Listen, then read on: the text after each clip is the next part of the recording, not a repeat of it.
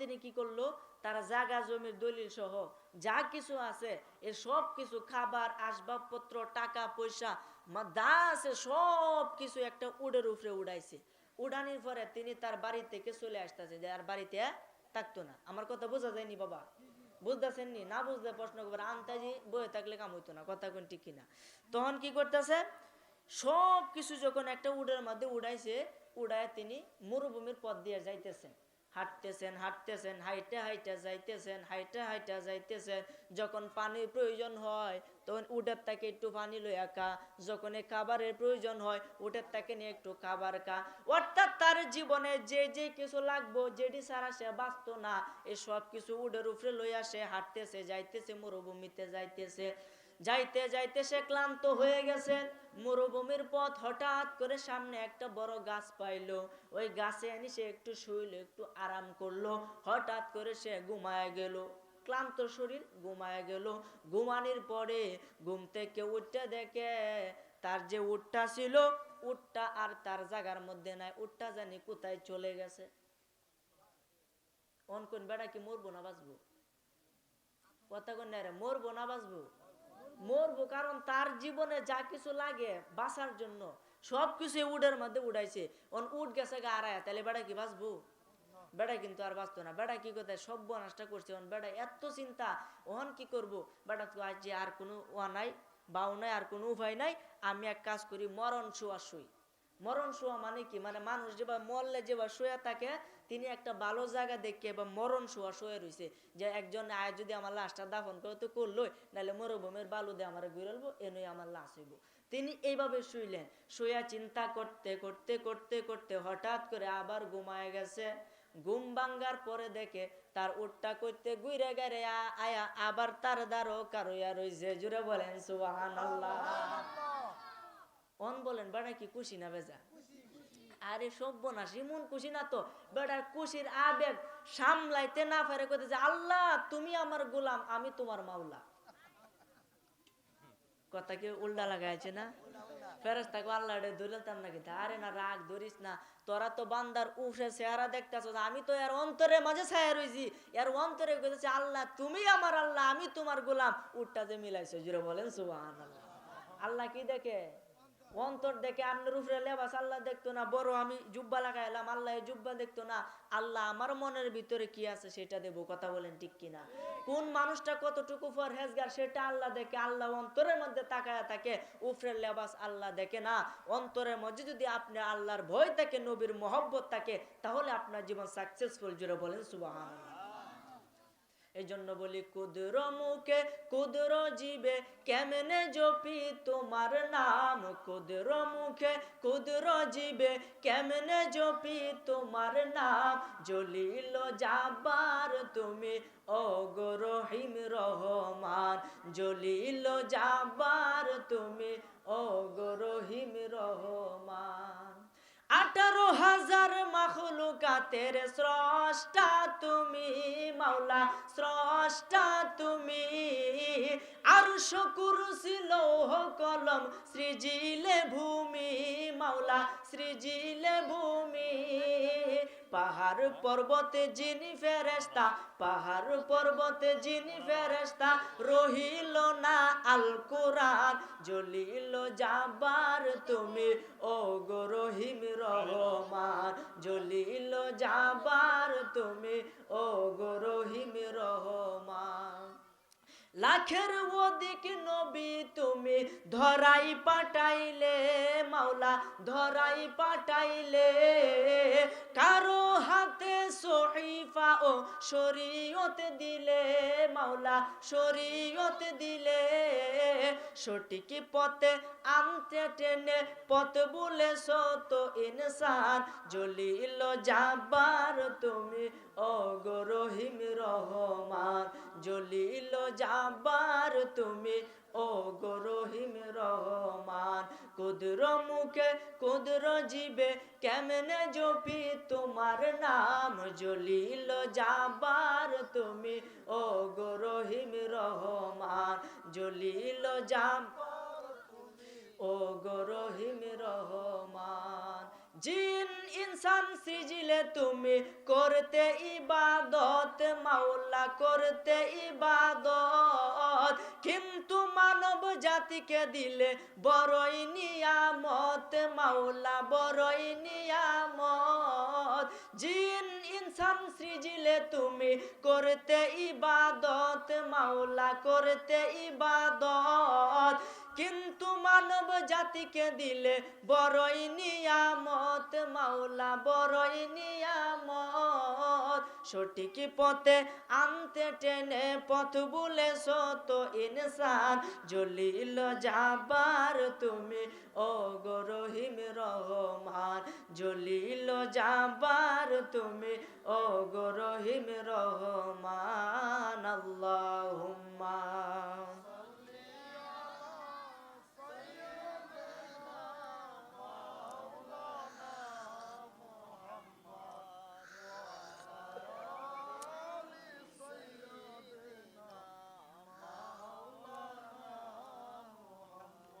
যাই হোক আমার ভাইরা বাবারা বন্ধুরা, সব কথার মূল কথা আপনি আমাকে নেস্তি হতে হবে। কি হতে হবে? নেস্তি হতে হবে, তাহলে আপনার মানুষের সম্মান দিব। ওই যে আমার উস্তাদ, আমার স্যার, আমার শিক্ষক, উনি কি নিজের অত বড় মনে করে? এই যে আমি মুখ আমি তো মুখ মস্তানি করে, মানুষ কি সম্মান করে না? কারণ কি? তিনি নেস্তি, নিজেকে নেস্তি রাখে।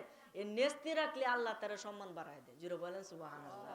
অহংকার যে করবে সারা জীবন সে শুধু পতনই হবে। কথা বলেন ঠিক কিনা? একটা উদাহরণ মনে পড়ছে, কইতাম নি বাবা? বেশি কথা করতাম না, কারণ আমার টাইম যে পর্যন্ত, এই পর্যন্ত বক্তা আইব, আমি কিন্তু ছাইরে দেন। এটাই কিন্তু আদব। কথা বলেন ঠিক কিনা? হযরতে মুসা আলাইহিস সালাম নাম শুনছেন না? জলিল কদর পয়গম্বর। এই মুসা আলাইহিস সালাম তিনি তাওরাত কিতাবের হাফেজ আছেন। জুড়ে বলেন সুবহানাল্লাহ। যেই কিতাবটা আঙ্গাইতে 70টা উট লাগতো। সুবহানাল্লাহ বাদ দিয়ে গুনছে, আরো জোরে গুননা মে সুবহানাল্লাহ। 70টা উট লাগতো একটা কিতাব আঙ্গাইতে। কিতাবটা আমার এটার মতো হইব? কতখানি বড় হিসাব করুন না। আই সম্পনা 70 উডের বোঝা কিতাব তার মুখস্থ। জোরে বলেন সুবহানাল্লাহ। তারে আল্লাহ কতটুকু এলেম দিছে। হযরতে মুসা আলাইহিস সালাম তাওরাত কিতাবের হাফেজ আছেন। একদিন তিনি বলতেছে, সর্বনাশ, আমি যেই কিতাবের হাফেজ হইলাম, আমার মতো এত বুজুর্গ মনে হয় আল্লাহর জমিনে আর কেউ নাই। যেটা বলেন সুবহানাল্লাহ। আর আসবেও না, আর কেউ নাই। তখন আল্লাহ জিব্রাইলের মাধ্যমে হুকুম দিছে, জিব্রাইলের মাধ্যমে খবর পাঠাইছে যে যাও, নারে তাকবীর, নারে তাকবীর, নারে রিসালাত। সভাপতি হুজুরের আগমন, সভাপতি হুজুরের আগমন। আজকের মাহফিলের পক্ষ থেকে লাল গোলাপ শুভেচ্ছা। আজকের মাহফিলের পক্ষ থেকে সকলে বলে আলহামদুলিল্লাহ। উনি অসুস্থ অবস্থায় আপনাদের সাথে, আপনাদের সামনে আসছেন, ওনার জন্য দোয়া করবেন, আল্লাহ যে তার খুব তাড়াতাড়ি শেফা দান করে। সকলে বলেন আমিন। আরো উচ্চ আওয়াজে বলেন আমিন। উনি আমার উস্তাদ, উনি আমার শিরতাজ, আমার মাথার মুকুট। সকলে ওনার জন্য দোয়া করবেন। এবং 60টা হুসাইনিয়া দাকির মাদের সকলে আপনাদের যে সন্তানাদি আছে সবাই ভর্তি করবেন। কারণ আমার নিদান শেষ, 10 বছর পড়ালেখা করছি, এখন আমরা বিদায় হয়ে পড়াম। আবার আমাদের নতুন প্রজন্ম আবার এখান থেকে বিদায় হবে। কথা বলেন ঠিক কিনা? এটাই তো দুনিয়া। এই দুনিয়ায় সারা জীবন কেউ থাকতে পারে না, নাকি পারে? এভাবে তো দুনিয়া, সবাই একদিন আসবে একদিন যাবে, কেউ থাকবে না। এই জন্য এই দুনিয়া হলো মুসাফির কানা। মুসাফির হলো এক জায়গায় যাবে, 2-3 দিন 3-4 দিন একসাথে থাকবে, এরপরে এই জায়গা ত্যাগ করে আবার তাকে চলে যেতে হবে। কথা বলেন ঠিক কিনা?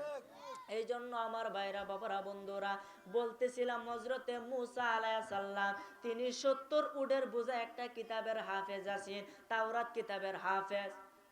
4টা কিতাব হলো সর্বশ্রেষ্ঠ। আসমান থেকে 160টা কিতাব নাজিল হয়েছে। আসমান থেকে সরাসরি 160টা কিতাব আইছে। এর মধ্যে 4টা হলো বড় বড়, কোরআন, তাওরাত, জাবুর, ইনজিল। এই 4টি কিতাব হলো বড় বড়। ওই তাওরাত কিতাবের হাফেজ আছেন মুসা আলাইহিস সালাম। একদিন মুসা আলাইহিস সালাম বলতেছে, আই সর্বনাশ, আমি যেই বড় কিতাবের হাফেজ, আমার মতো বুজুর্গ মনে হয় আমার মতো এত এলেমদারি পৃথিবীর জমিনে আর আসবে না। উনি এটা ভাবতেছেন। তখন আল্লাহ কি করলো? হযরতে জিবরাইল আলাইহিস সালামের মাধ্যমে তিনি আসতে। আপনাদের কি খারাপ লাগতেছে? মনে হয় বাইরে সমস্যা আছে না? আচ্ছা সমস্যা নেই, আপনারা যদি কোন খারাপ লাগতেছে আমি ছাইড়ে দেন, সমস্যা নেই। এই মুসা আলাইহিস সালাম তিনি যখন এই কথাটা ভাবতেছেন তখন আল্লাহর পক্ষ থেকে জিবরিল আলাইহিস সালাম আসলো। আল্লাহ কই দিছে, জিব্রাইল তুমি গিয়ে কওগা মুসা আলাইহিস সালাম আপনি কি ভাবতেছেন? আপনার মতো এত এলেমদারি পৃথিবীর মধ্যে আমি বানাইছি না? জোরে বলেন সুবহানাল্লাহ। আপনার মতো এলেমদারি পৃথিবীর মধ্যে আর নাই, আপনি কি ভাবতেছেন? এই কথাটাকে তুমি কওগা। তখন জিব্রাইল এই এই মুসা আলাইহিস সালামরা কইতাছে, হুজুর আপনি কি ভাবতেছেন? আপনার মতো এলেমদারি আর পৃথিবীর মধ্যে কেউ নাই, আর আসবে না? আমি যে বড় কিতাবের হাফেজ, আমার মতো এত জ্ঞানী তো আর কেউ আসার কথা নয়। তখন বলতাছে এমন মানুষও আল্লাহ পৃথিবীর মধ্যে পাঠাইছে, এখন পর্যন্ত আপনার জামানায় ওই লোকটা উপস্থিত আছে যে লোকটা আপনার দামে দিত না। যেটা বলেন সুবহানাল্লাহ। তাহলে ওই লোকটা কত বড় জ্ঞানী একবার পাবে। তখন বলতেছে এই মুসা আলাইহিস সালাম কে সর্বনাশটা করছে, আমার থেকে বড় জ্ঞানী এই জমিনের মধ্যে আছে, তাও আবার আমার আমল নামার মধ্যে। আল্লাহ আমি ওই লোকটারে দেখতাম চাই। কোন লোকটারে তো তোমার জায়গা দিত না, তুমি কি দেখবা? কোন না আল্লাহ আমি দেখতাম চাই, আপনি যদি আপনি আমার একটু ব্যবস্থা করে আমি একটু দেখবো। এই কথাটা বলার পরে দিয়া আল্লাহ তাআলা বলতেছে মুসা রে তাহলে কিছু কই মাছ ধরে আনো। কি মাছ? কই মাছ ধরে আনো। নদী থেকে বা সাগর থেকে যেখান থেকে পারো কই মাছ নিয়ে আসো। কই মাছ যখন আনছে আইনে করে এটার সুন্দর টিকে কাটতে বাজি করো। কি করো? বাজি করো। বাজি করার পরে এই মাছ নিয়ে তুমি রওনা হইয়া যাও।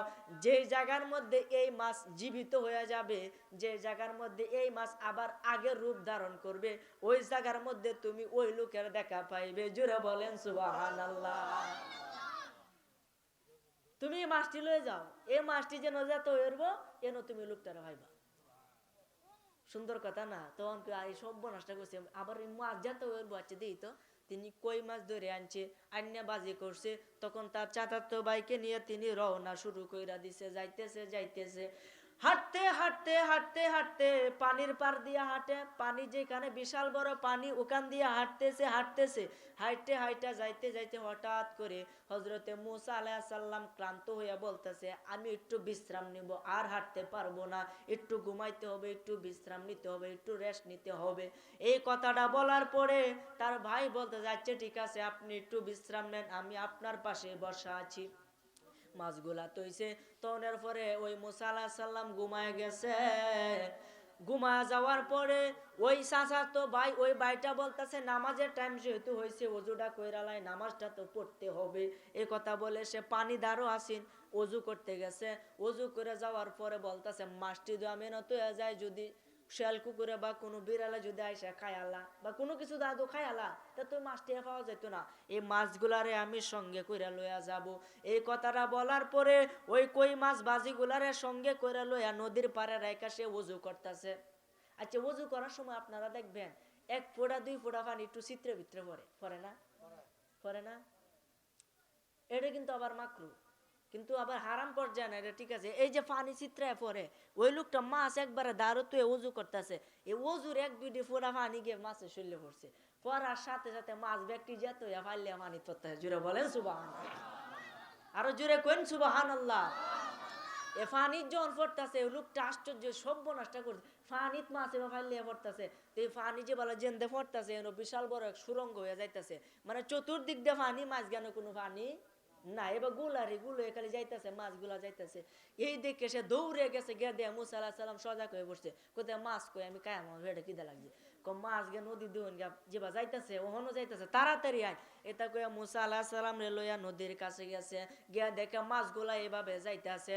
তার চাচাতো ভাই ভয় পায় কইতেছে হুজুর বেয়াদবি মাফ করবেন, আমি জীবনও যাইতাম না, আমারে মাফ করুন, আমি যাইগা। এই কথা বলে সে বাড়িতে চলে গেল। মুসা আলাইহিস সালাম তার সাহসিকতা দিয়া ওই সুরঙ্গর ভিতরে প্রবেশ করলো। ওই সুরঙ্গ দিয়া হাঁটতেছে হাঁটতেছে হাঁটতে হাঁটতে যাইতেছে যাইতেছে, গিয়া দেখে পানির নিচে বিশাল বড় এক মসজিদ। জুড়ে বলেন সুবহানাল্লাহ। পানির নিচে কি? পানির নিচে কি? এই জন্য তো আমি কই এই পৃথিবী সৃষ্টি তোমার নামের উসিলায়, এই পৃথিবী সৃষ্টি তোমার নামের উসিলায়, ও মদিনা মদিনার কামলিওয়ালা সালাম তোমায়, ও মদিনার কামলিওয়ালা সালাম তোমায়। আমার ভাইরা বাবারা বন্ধুরা, যে আল্লাহ এত সুন্দর করে এই ভুবন সাজাইছে, যে আল্লাহর মাথা দেখেন কুদরতি মাথা, আপনার চেহারার সাথে আমার চেহারার হুবহু কোনো মিল নাই, আপনার কণ্ঠের সাথে আমার কণ্ঠের মিল নাই। বলতে পারেন হুজুর আপনার গলা থেকে এই পর্যন্ত তো সকলে একরকম, ওটা মিললো কেমনে?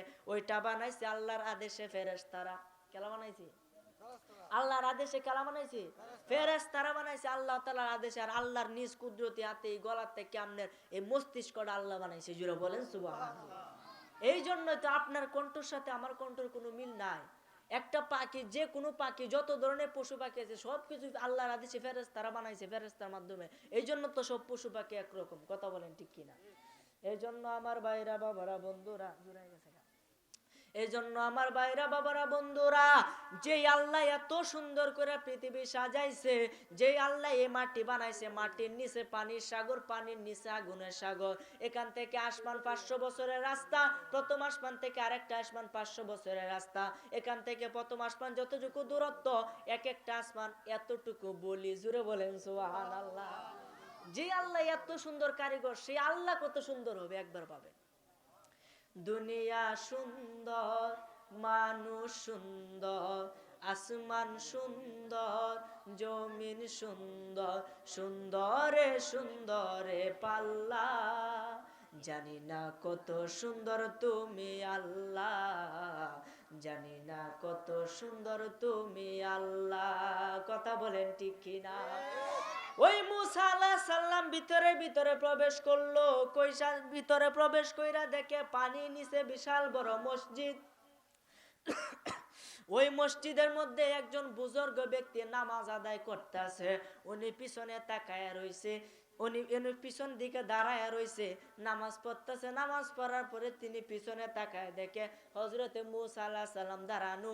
ওই মুসা আলাইহিস সালামকে দেখে বলতাছে, মুসা তুমি আমার দ্বারা কেড়ে আইছে। জোরে বলেন সুবহানাল্লাহ। ওই লোকটারে কেমন চিনে? একবার ভাবেন, আল্লাহর কি খেলা এটা? কার খেলা? আল্লাহ খেলা খেলছে, আমরা কিছু করার আছে? সব ক্ষমতা কার? সব ক্ষমতা আল্লাহর, আমরা কিছু করার আছে? আল্লাহ নবীদের ক্ষমতা দিছে, আপনি কি ক্ষমতা নিতে পারবেন গা? ওয়া রাফা'না লাকা যিকরাক, আল্লাহ কোরআনে কইছে আমি নবীজির সম্মান উঁচা করছি। এখন বলেন আল্লাহর সম্মান যে উঁচা আছে, এটার কি কোনো মাপকাঠি আছে? আল্লাহ কইছে নবীজির শান আমি উঁচা করছি, তাহলে এটার কোনো মাপকাঠি হইব নি? এটা কেউ মাপতে পারবে না। এজন্য আমার ভাইরা বাবারা বন্ধুরা, আল্লাহর দান হলো অসীম, আল্লাহর দান সসীম নয়। আল্লাহ যাকে দান করে অসীম কইরা দান করে। এই কথাটা বলার পরে বলতেছে, হুজুর আমি আপনার কাছে আইছি, দয়া করে আপনার খাদেম হিসাবে আমাকে কবুল করেন।